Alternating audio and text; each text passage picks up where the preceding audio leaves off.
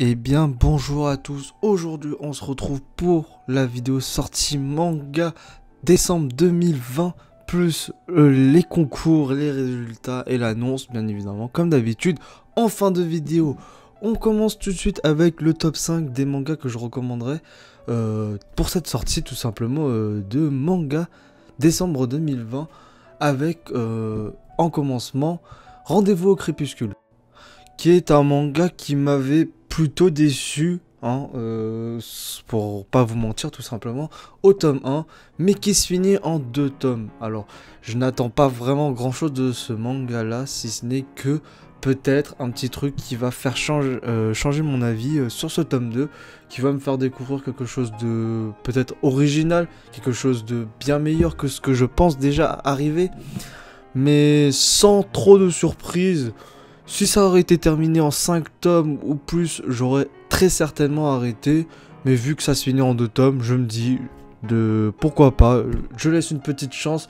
Peut-être que ce dernier vaudra le coup. Et on verra bien ce que ça donnera. Avec Yamada-kun and the Seven Witch. Alors c'est un manga avec une série animée qui date depuis pas mal d'années. J'avoue qu'à l'époque je l'avais regardé et qui m'avait plutôt plu. C'est assez classique, sans prise de tête, avec par-ci par-là un peu d'originalité, mais dans l'ensemble, globalité, c'est vraiment pas quelque chose de foufou. Ça va pas marquer les annales, mais de loin. Mais franchement, ça fait plaisir de temps en temps, un petit animé sans prise de tête, comme si par-ci par-là pour remplir une petite après-midi. Ça m'avait pas déplu, loin de là. J'avais fini l'animé assez rapidement. Et j'avoue que je me suis pas attardé sur la suite de l'histoire, même si je savais qu'il y avait une entre guillemets suite, parce que sur la saison 1 il manquait plein de personnages, tu les voyais dans les openings mais tu les voyais pas dans l'animé, ça m'a semblé étrange plutôt, mais assez surpris surtout qu'il y a encore 25 tomes disponibles en France, et je sais qu'il y a environ 27-28 je crois au Japon, et ça m'a peut-être tilté, peut-être que ce 25e tome m'aura donné peut-être envie de reprendre cette série qui me semble à l'époque plutôt pas mal. C'est pourquoi je vous recommande déjà premièrement de regarder l'anime qui va vous donner tout simplement un avant-goût de ce que c'est Yamada-kun and the Seven Witch. C'est un peu shoujo, un peu romance par-ci par-là, un peu de ecchi de temps à autre saupoudré d'humour. Et on a Yamada-kun and the Seven Witch que je recommande pour la saison animée du moins. On enchaîne avec Iruma à l'école des démons, tome 4. Alors à l'époque, je ne savais même pas qu'il existait une série animée. Je l'ai su il n'y a pas assez longtemps que ça en regardant sur mes recommandations YouTube, dans l'accueil et tout. Et j'ai vu qu'il y avait un extrait de cet animé là. J'avoue que je ne connaissais pas du tout. Et c'est une très grande surprise parce que même le manga, je n'avais pas forcément envie de l'acheter. Et finalement, l'acheteur m'a dit ouais, c'est plutôt sympathique, c'est en tête d'affiche, c'est sans prise de tête, tu regardes ça entre 2 siestes, ça te fera plutôt pas mal de bien, c'est assez positif, beaucoup d'humour, assez enfantin entre guillemets, mais dans l'ensemble c'est plutôt sympathique. Et au fil du temps, l'histoire se concrétise, il y a un peu plus de personnages, de plus en plus intéressants, et j'avoue que c'est plutôt une bonne surprise.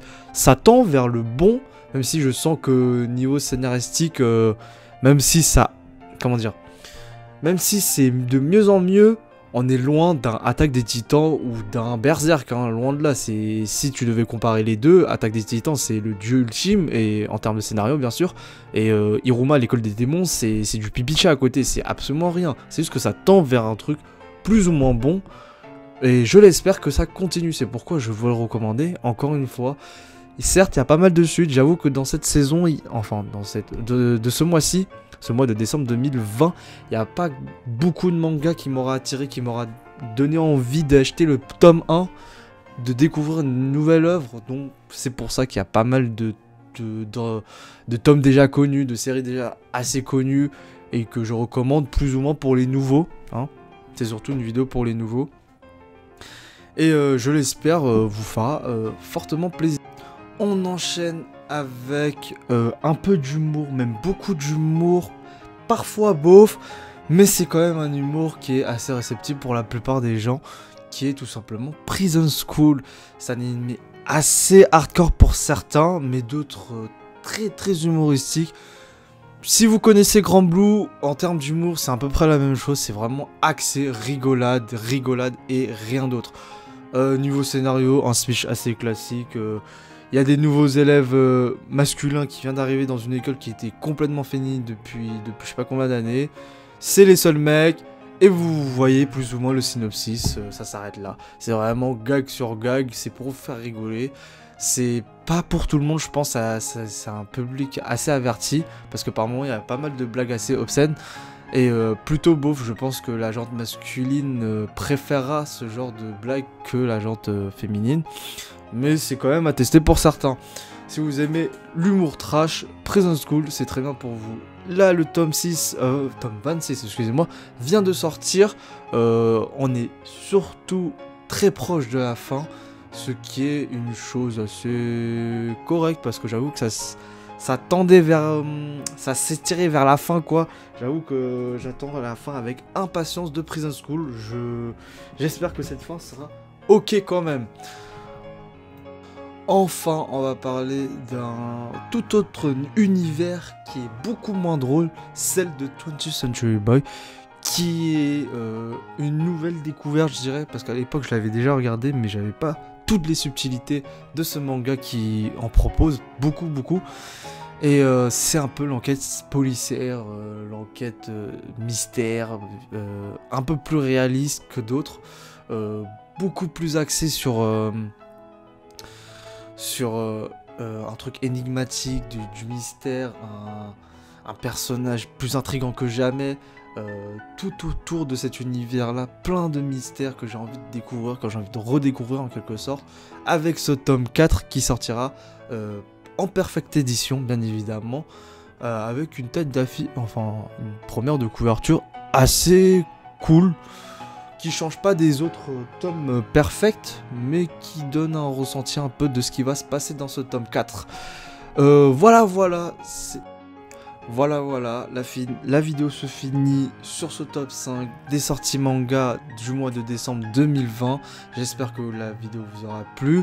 Et maintenant, on se retrouve pour tout ce qui est concours. Tout simplement, le gagnant du mois dernier, enfin, il y a 2 mois déjà plutôt, comme j'ai annoncé sur la petite vidéo, il n'y avait pas de vidéo concours. Donc, j'annonce aujourd'hui le vainqueur du mois de octobre, qui n'est autre que... Attendez, que je retrouve...